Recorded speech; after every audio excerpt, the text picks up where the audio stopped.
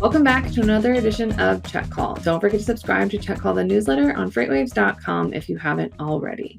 Today we welcome back in a new capacity, the one and only Grace Sharkey, but this time she is the Senior Manager of Communications and PR at Orderful, and she is joined by Blake Harries, the Senior Channel Manager from Orderful as well. Welcome to the show, ladies. Thank you. So for today, we are getting into something that obviously everybody has to deal with, and that is the one and only beautiful EDI, also known as the bane of my existence at some point in time. But you know what? It's because I didn't have you guys on my side. I was just out here trying to talk to carriers and getting them to get their lives together, which, as we know, is a tall order. It's a tall order.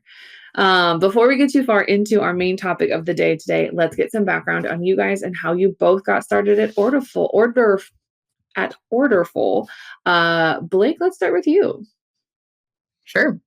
I come from an interesting background. Most recently working at an e-commerce company, really focused on D2C, across order management, product inventory management. But again, really focused on direct to consumer. What the difference between, I think, Orderful and really how I've grown into this role here is focusing in on B2B and getting really prescriptive on a single thing that Orderful is really good at.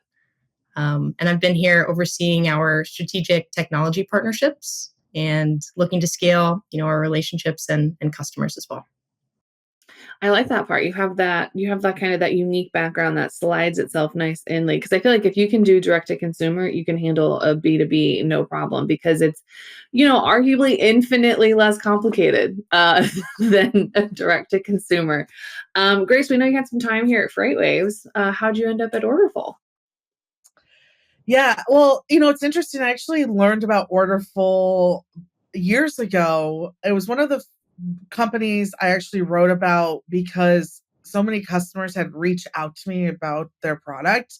And as you know, I have this background in logistics, and I quite literally remember the day that we got a major account who wanted to give us a lot more business. And it was particularly, I think, during Hurricane Katrina. I was moving lumber and wood. But in order to connect to their system to get this mass amount of volume, we had to trade EDI right with them. And I'm talking like we're a medium-sized brokerage just growing with barely any tech people on our team. So I remember that feeling of being like, what even is EDI? Like, just let me book this truck, And so learning about the company, learning more about Eric and his leadership and what the company was doing, I totally understood the pain point.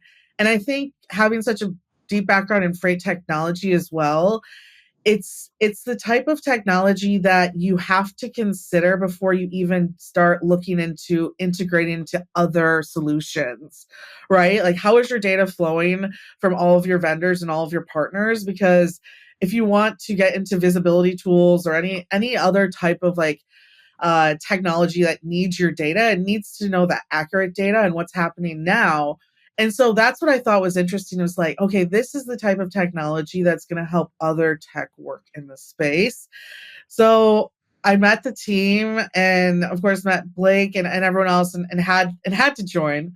Love the team at FreightWaves, always will till I die. But it was time for me to get out of the journalist seat and get back into the operations of what I've been writing about this whole time. And so I thought this was the perfect way to do that.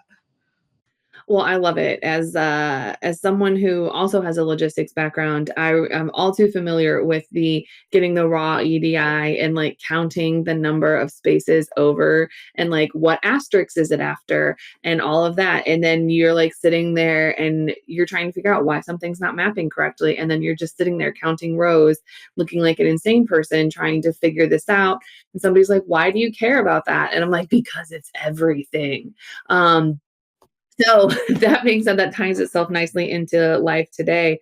So for those that aren't, sitting there counting rows, counting lines, counting asterisks, how do you kind of explain why EDI is still important? Because I know now when you talk about kind of sharing data and everything like that, you have EDI, API, and I'm sure a whole bunch of other three-letter words that I have no idea what they are.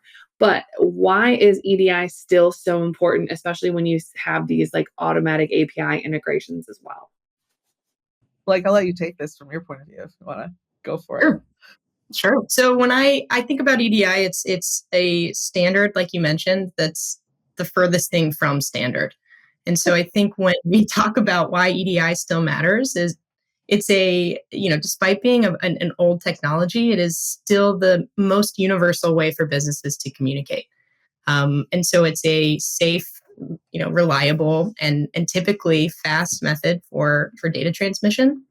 But really, I guess kind of like elephant in the room is that it breaks a lot. And so it's something that is an incumbent. People are often not waking up thinking, today's the day I redo my EDI. It's usually when something breaks, that we're engaging with them. And so, I think it's going to continue to be a critical piece of technology, forever. I don't see it going anywhere. I personally I never thought about EDI, like you said, until it broke. And then when it did break, it was just a really bad few days, not gonna lie. It's a real bad few days when it does break. So I guess, Grace, why, what typically is the root cause of like an EDI kind of failure? Is it just like, oops, we accidentally decided to change numbers of things? Or like what kind of problems does that cause for an organization when their EDI breaks? Well, I think, yeah, it's a changing of those guidelines between different companies. I think that's a big one. And I think often, too, even outside of just breaking in the now, a lot of it's just the process of onboarding new clientele when you get them, right? It's like, once again, like Blake touched on this, it's the problem that you never see coming. And then when it comes, it's just like a really hard brick wall. I was talking to a very large 3PL owner a couple weeks ago about it, and it was funny because we were sitting with kind of a sales rep, and they look at it like when they get a customer who wants that connection fast, they kind of get nervous because they're like, well, I won the business like with my personality and what we have to offer as a company, but there's this like nice guardrail that if we can't connect quickly on time or be a good partner, right, like I could potentially lose it. And so that to me is a perfect example of a fail. And it's a fail that you didn't see happening outside of even just Blake's right? The disconnect and the breakdowns that can happen as well. I mean, once you start trading EDI, that will happen, right? And it's about your provider and how they're preventing that from happening, and how much control they have to help you through that process as well. And I think it's not only, the breakdown of before it's happening, but even afterwards, as you start adding more partners, that's the frequency of that happening could potentially get bigger and bigger. So, it's a lot of times, we always talk about like in this on this show how people like want to build their own TMS, and we kind of laugh because it's like that sounds good until all of a sudden you start seeing all of the money that you put into like house that data and like actually being a tech company. It's the same problem here, right? Like you get a number of EDI partners, and that problem of constant breakdown is going to happen. It's just the technology.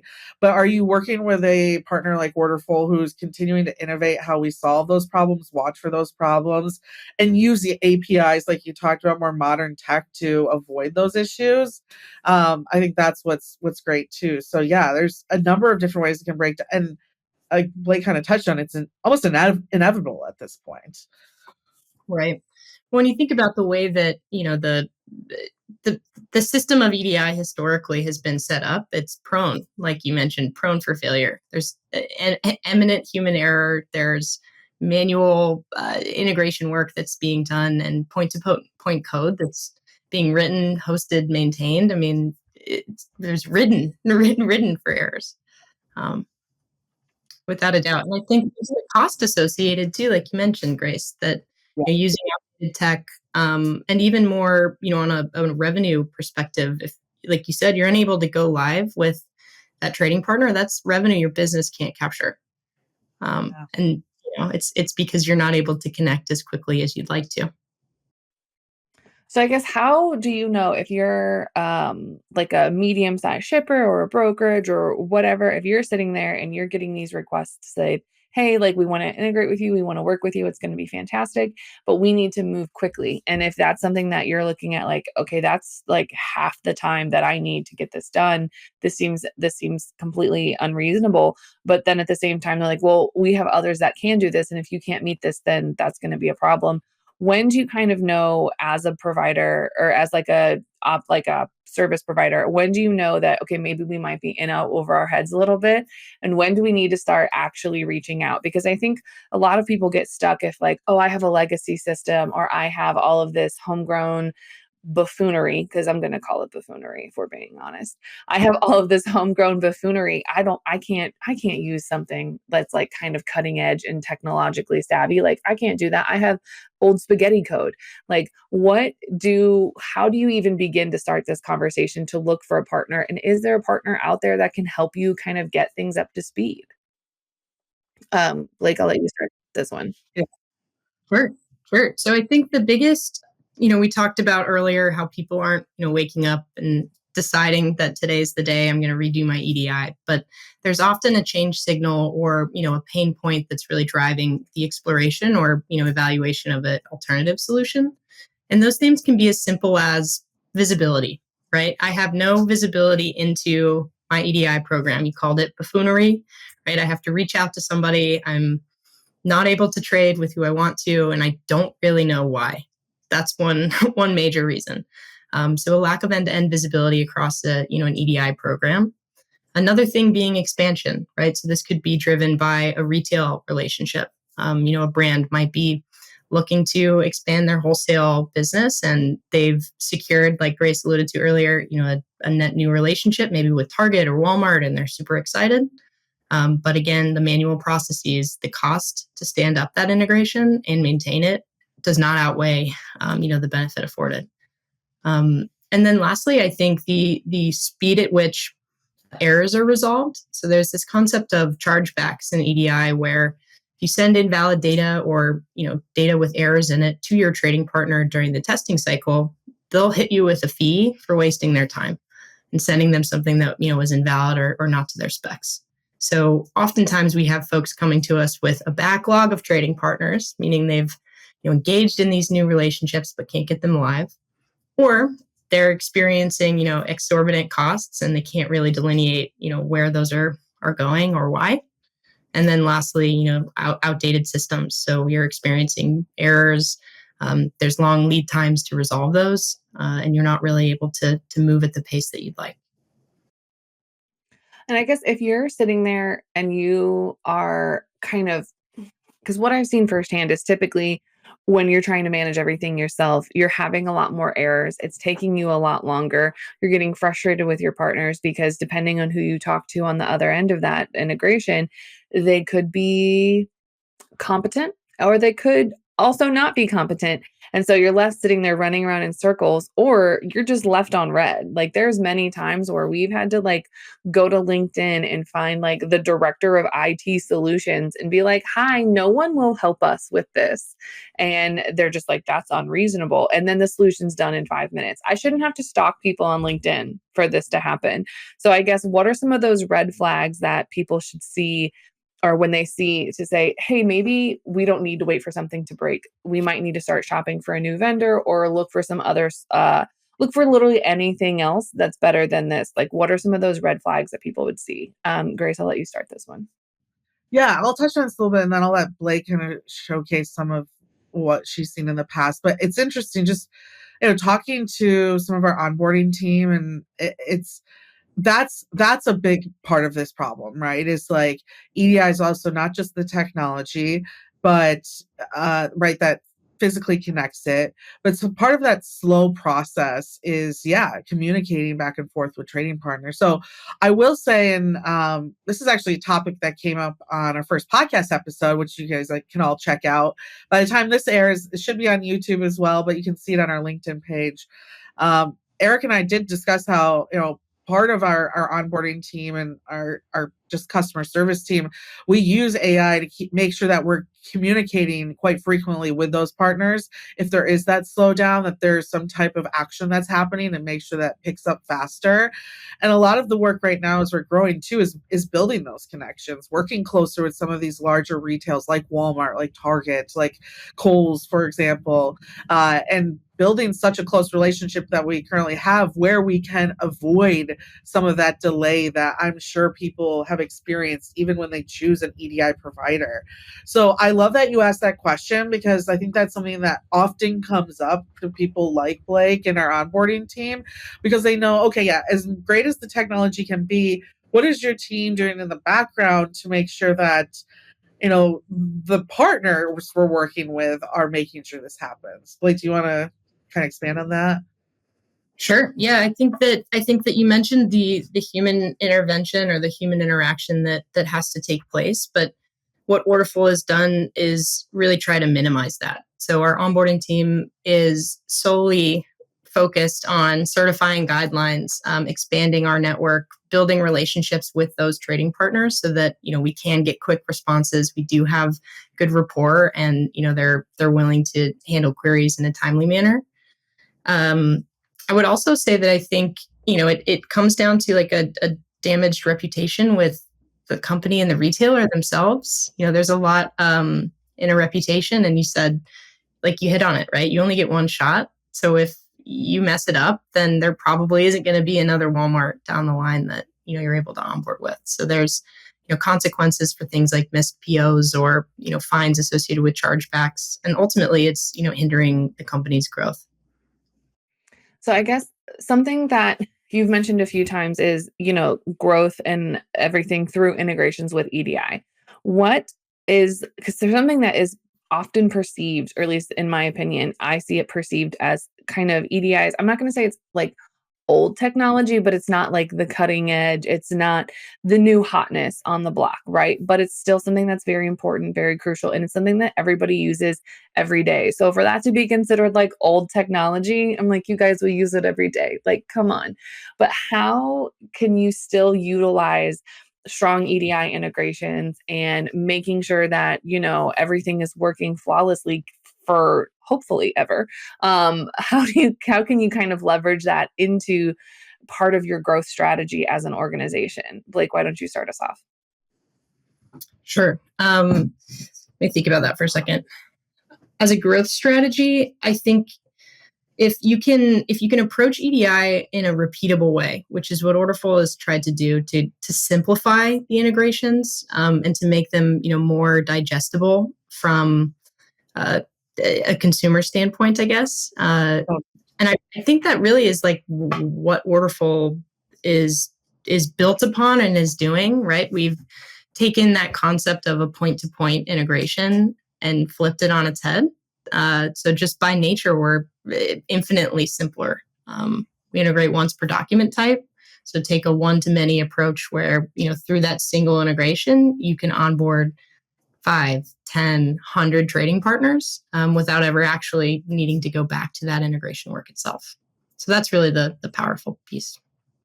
The part I'll add too, because it's funny, we get it a lot just writing at FreightWaves. I'm sure, Mary, you're going to see this too, is that EDI versus API conversation. And it's interesting because I like to compare it to email versus direct message. We still use email. Like, as much as we love Slack, we still for sure use email. Do we answer every email? That's something, but it's still there, and it still has to be there for business. And I kind of look at EDI in that same way. Like, there's no getting rid of EDI. There's large organizations that have built their operations around it. It's just not happening. So that's why we've taken this more modern approach, or we've used API to make EDI better. And to Blake's point too, I think that we've, a big part of our customers is like these fast growing brands, right? And we offer even our web EDI experience that allows like those brands who just have a couple of trading partners to even go and make those connections themselves. You can check out our web EDI product, and you could get connected very quickly with your first trading partner. And I think that's how we look at it as a business is like, okay, and especially in this environment with tariffs and everything, if you're a small brand and a growing brand and all of a sudden Walmart says yes to you, you want to be sure that that system you're using is going to adhere to the old technology that Walmart's using through a new approach. Will say, a perfect example, I had a conversation with Farady's team, which is one of our customers, the big, fast-growing uh, uh, t-shirts, whatever, clothing brand. And she was really fun to talk to because she doesn't look at herself as like a technologist. I write about tech. I don't think I'm a technologist, right? I feel the same way as her. But like, it's almost like how Mary, you and I feel about like Canva, right? Like it makes me feel like I'm a graphic designer. And it was the same way for her. She's like, I'm a tech girl now, you know? And she can build out and continue to help Verity grow with a technology that she like doesn't fully understand. And that's like, I think what's cool is like maybe making that mapping, which we'll have some really cool product stuff coming around the line on that, but making that mapping so simple that literally someone who doesn't even know what EDI stands for can probably figure it out. I really like that approach too, because that means it's more accessible and it's less daunting, like it's less, oh, I have to have a coding background, I have to have this, I have to have that. So we have a few minutes left. Before we get to our favorite question of the day, I have a quick question for both of you. And that is kind of, where do you see the future of AI, not of AI, of EDI? Too many letters. Where do you see the future of EDI, maybe in the next 3 to 5 years? Do you see it kind of playing the same role, or do you see it doing something else? Grace, we'll start with you. Yeah, I think that we'll eventually, through AI, and I honestly, I think with the tools that we're building here today, we'll just get to a point where everything's almost pre-connected. And it's just like opening up these streams of data for individuals. And honestly, something that we're looking at as a company long term as well is, okay, now that we've opened up these pipes and we've made it so easy for customers, what can we now do with all this data? So not only like pre-connecting everything and making it so easy, but helping our customers also see what their data can do. I don't know if you know this, Mary, but we are actually a partner of Sonar's. A lot of our data helps power Sonar too. So, right. So using that kind of same concept, I think is what more can we offer once we make this pre-connection so simple. And then Blake, what do you see for the future? I would say our tagline, right? We have it all over our website. You can check it out. The idea is you can integrate with Orderful in 9 days or less. Our goal is to bring that down to 9 hours to 9 minutes, right? Like as simple as clicking a button, following a workflow, and onboarding your trading partner is like really as like a visionary kind of like where we want to be. Yeah. I actually like that spot because you don't want to be like, oh, we're gonna have to do this and it's gonna take 6 months. If we can just get it done really quick, 10s across the boards. All right. Speaking of 10 across the board, it is time for arguably the best question of the day. And that is going to be, if you could build a house out of any food, what would you choose? I will let you decide who gets to go first. I'll go first.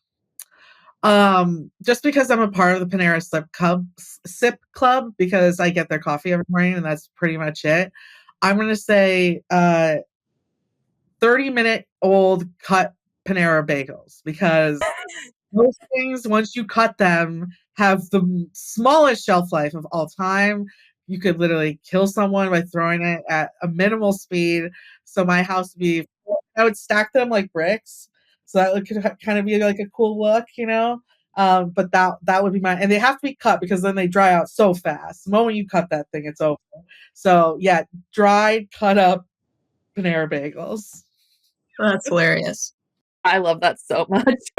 I took a little bit of a different approach with my answer. I have been admittedly obsessed with Uncrustables recently. And I know, call me, it's like I'm this old. I found out about them a few weeks ago. Can't stop eating them. But I would argue that would be a very effective building material. You could build them frozen. You could even open them up and use like the peanut butter and jelly as glue. And then they'd be weatherproof. They'll just thaw and be good. You could eat them for dinner. You build your house in the morning and you could eat them for dinner. I love that. I like that a lot. That is a really good one. Okay, so if anyone has any questions on, maybe the best floor plan for a bread, for a bagel, or a uncrustable house, or if they have any question about what we've talked about today, where can they find you guys outside the show? I would say you can probably email Blake, right, at blake@orderful.com. That's probably the easiest. Or check out our website. Go to orderful.com. We have wonderful case studies, a lot of content you guys can check out. Again, we have a podcast that just dropped, and we'll have some wonderful guests on there too. Working on having your Strickland actually join us too, so that will be fun. But yeah, go check us out and follow us on LinkedIn so you can get updates to everything we have going on. Awesome. Thank you guys so much for joining us today. Thank you, Thank you. Mary. You can find Check Call the podcast anywhere you get your podcasts, like Apple Podcast and Spotify. Don't forget to check out all the other incredible FreightWaves shows, and don't forget to subscribe to the newsletter on freightwaves.com/checkcall. See you on the internet.